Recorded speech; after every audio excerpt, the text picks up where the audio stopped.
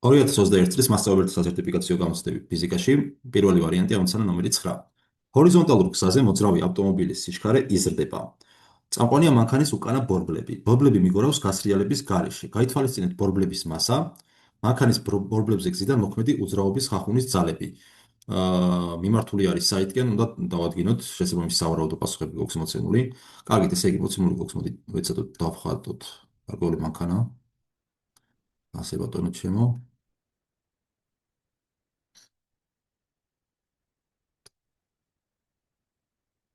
ხო, მოდით მანქანის მოძრაობის მიმართულება დავირჩიოთ x ღერძი ჰორიზონტალურად მარჯვნივ მიმართოთ.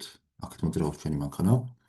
როგორც გითხრეს, წამყვანიანი მანქანის უკანა ბორბლები, შესაბამისად, აი ეს ბორბალი, უკანა ბორბალი მოძრაობს საათის ისრის მიმართულებით. ამიტომ აი ნებისმიერ წერტილს თუ ავიღებთ ახლა ამ ბორბალზე, აი მაგალითად აი ამ წერტილს თუ ავარჩევთ, ამ წერტილისთვის სიჩქარე მიმართული იქნება ამ ხების გასწვრივ, აქეთ იქნება, რადგანაც საათის მიმართულებით ბრუნავს ეს ბორბალი, სიჩქარე მიმართულებით იქნება მარცხნივ, ხოლო შესაბამისად, ხახუნი ამ შემთხვევაში იქნება მარჯვნივ მიმართული. F ხახუნი იქნება აქეთ მიმართული.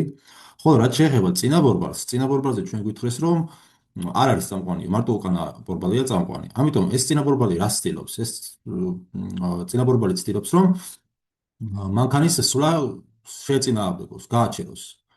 რის დახმარებით ხახუნის საშუალებით, რომელიც ამ ბორბალსა და ზედაპირს შორის აღიძვრება, შესაბამისად, აი ამ წერტილში მოდებული იქნება, ზედაპირსა და აი ამ წერტილს შორის მოდებული იქნება ხახუნის ძალა, რომელიც მიმართული იქნება უკვე არა მარჯვნივ, არამედ მარცხნივ.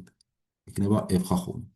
ამიტომ თუ ავარჩევთ პასუხს, შესაბამისი იქნება, აი B პასუხს დავუკვირდეთ, მიმართული არის წინ უკანა ბორბლებზე ხახუნი, ხახუნის ძალები, ხოლო უკან წინა ბორბლებზე.